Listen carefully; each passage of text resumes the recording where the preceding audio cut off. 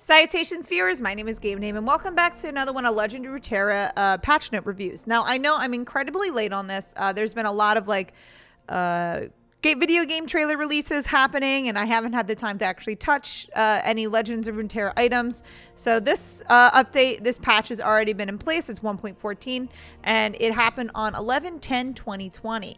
So I'm just going to go through it as always with you guys. So what patch 114 brings with an all-new experimental lab, the debut of Friends Spectate, and a hefty set of balance changes headlined by updates to 7 champions. And they've also got some metagame data to share. So the metagame snapshot is they'd like to provide more visibility to overall metagame frameworks within some of the balance changes. And they want to highlight some strategies as well as be able to explore at any given time or anything. But also share more deck ideas. So they're excited to share this data and then present and digest challenges for you guys. So the various things to keep in mind as they have listed here: snapshot data looks at decks used in Platinum, Diamond, and Masters across all 4 LOR's regional shards. And then it also includes the most played meta decks. So it's going to be a large pile of very similar decks, of course, with the few variations here and there. That means the play rates should be read as among meta decks, while the win rates are inclusive for all decks. And then the general bar for meta decks is 3% plus play rate or 50% plus win rate. So it says right here that for now, they're not planning to go too deeply in the minute implications of the data in each snapshot. At high level, 55% win rate and 15 plus percent play rate are their normal benchmarks for corrective balance, and obviously they want to do a lot of work outside those numbers. They do have some deck summaries below. So for regions, champions, most distinct unifying card on average, and deck codes represent one of the most common examples of each meta deck. And then they have in the metagame snapshot, for initial metagame snapshot, they've got 2. So first they have a snapshot of the metagame over the week prior to patch 1.13, where they adjusted Lee Sin and Make It Rain. And then they shortened snapshot looking at the metagame since the KDA card started to hit the stage. Haha, very, very good pun right there. So that's an example of something that's a little bit older that you can expect to see in those snapshots. So down more, they have all the decks and codes. This is the example of what exactly they're going to be looking like. But keep in mind, this is patch 1.14, so this is a little bit outdated, quote unquote outdated. So they have all the codes, and this is probably the format that they're going to be having. So that's really great to see. I like the percentages that they have right next to each other, so you can see exactly what's happening here. So that's nice. Oh, they even have it listed for the month dates. That's cool. I like that. That's really, really nice. So we do have some card updates here for you guys. So I'm going to read exactly what they have here by Ruben Zoo. So as we mentioned last patch 1.14 is one of the large mid-expansion balance updates you can expect to be norm going forward, and these changes are the last ones they've planned before the first seasonal tournament in December. This patch focuses mostly on improvements to several foundation set champions, small buffs both direct and indirect to Call of Mountain champions that need some help, and adjustments to high-cost followers across regions. So with Lucian, you can now trigger the same round as leveling up. So that's his level 2. So it was very similar to Jinx's update that they have listed down below here. So Shyvana, her power went from 3 to 4 in her first stage, and then in her second stage, level 2, her power goes from 4 to 5. Of course, that's just 1 up for any time she has. So with Vladimir, his old text, they definitely had to do some changes with this because I always had trouble playing Vladimir, but I just don't like his kit. I'm not a big fan of that type of play style, but sometimes it could work. So his old text was attack for each attacking ally other than Vladimir, deal 1 to it and deal 1 to the enemy nexus. His new text is now attack for each attacking ally on my right, deal 1 to it and 1 to the enemy nexus. So now it's a little bit more specific. And then the level up is you've had 6 plus allies survive damage. You've had 5 plus allies survive damage. That's what it's been changed to. For his old text, for his level 2 compared to his new text, it's pretty much the same. So with Trundle, as they explain right here, Trundle was too effective with Stat Stick, and I 100% agree. So they have to deplete his health from 6 to 5, which makes it a little bit easier to kill him. Same thing when he goes up to level 2, it went from 7 to 6, and his Ice Pillar goes from 8 to 6, which is a bit of a nerf to it, but I still think it's a pretty good nerf. With Ezreal, you have level up. You've targeted 10 plus enemies this game, so they changed that to you've targeted 6 plus enemies this game. So that's going to bring Ezreal back into the picture. And then for his level 2 Nexus Strike, his old text, Nexus Strike, create a fleeting mystic shot in hand. When you cast a spell, deal 2 to the enemy Nexus. But his new text will now state, Nexus Strike, create a fleeting mystic shot in hand. When you cast a spell, deal 1 to the enemy Nexus. If it targeted an enemy, deal 2 to the enemy Nexus instead. So you got to think a little bit more when it comes to Ezreal and his level up portion of it.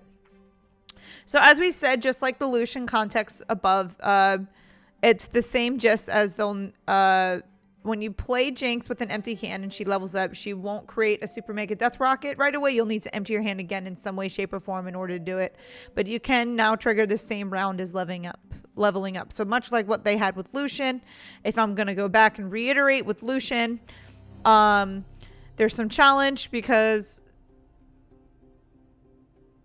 below are tended better aligned with their level 2 effects, with just their, how do I explain it? There's some challenge here due to the current state of balance, but we felt the champion consistently in this area warrants a change. We're releasing these buffs as the new functionality. Yes, so it's just the new functionality that's coming to the card for their level 2. So with Taric could use better combat, which I agree. So they changed his power from 2 to 3. And so his power in level 2 went from 3 to 4. And then Tiana Crownguard, her power and her health has been buffed. So now she's a much bigger threat because she's an 8 mana 8/8 now. Warding Stones, health went down from 4 to 3. Fuzzy Caretaker, cost went down by 1 and health went down by 1. So, I mean, that's kind of better for an earlier game card. And I'm all right with this change. I think that's a good change for Fuzzy Caretaker, especially with more support-based Ionian decks. That'll be so good for it. Mina Swiftfoot.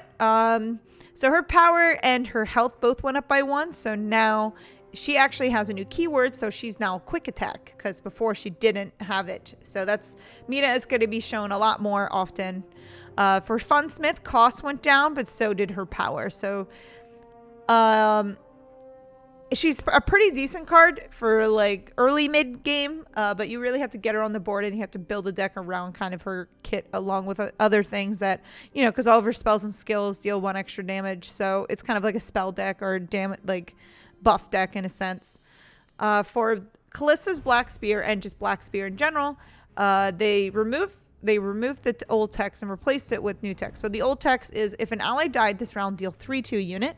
But now the new text is if an ally died this round, deal 4 to a unit. So they buffed it by adding 1 more piece of damage. So for Riptide Rex, his power did go down by 1.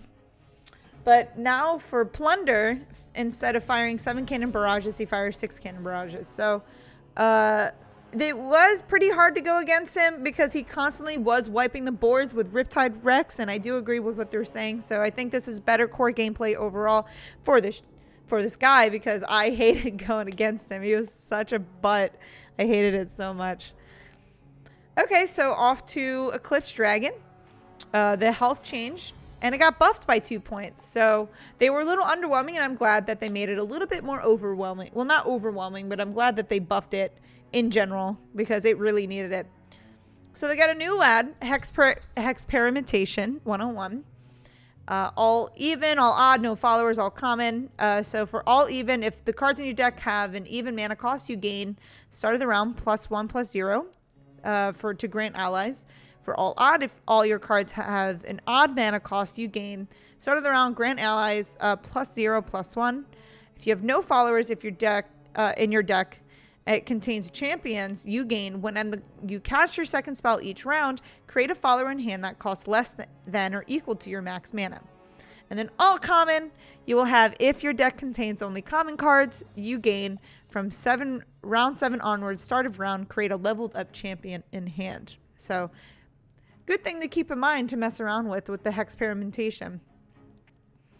They got a gauntlets update for patch 1.14 only. Gauntlets will use standard best of 3 rules. Required wins reduced to 4 and XP rewards adjust appropriately, and winning decks cannot be played again during the same match.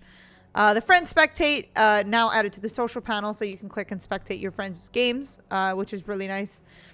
More to expeditions. They are offering rates of monuments of power archetypes reduced to normal levels.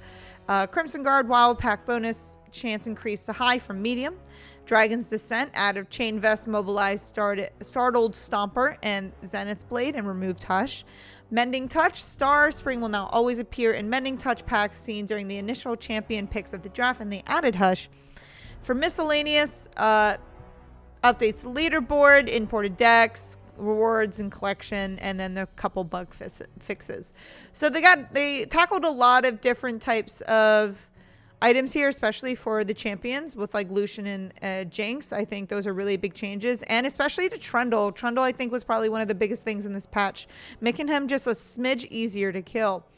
But I would say the biggest thing is the deck codes and them comparing them with the percentages. I think that was very needed. I'm very happy that they put that in here for the play rate and win rate. But yeah, this is overall a pretty decent patch, and I'm sure you guys have already been enjoying it. But that is all the time I have for you guys today. Thank you guys so much for watching. I highly appreciate your time as always. But please do not forget to subscribe and or follow not only to my YouTube but to my Twitch. You guys know where my YouTube is at, but you can find my Twitch at twitch.tv/thegamedame. Thanks guys, and I'll see you in the next video. Bye-bye.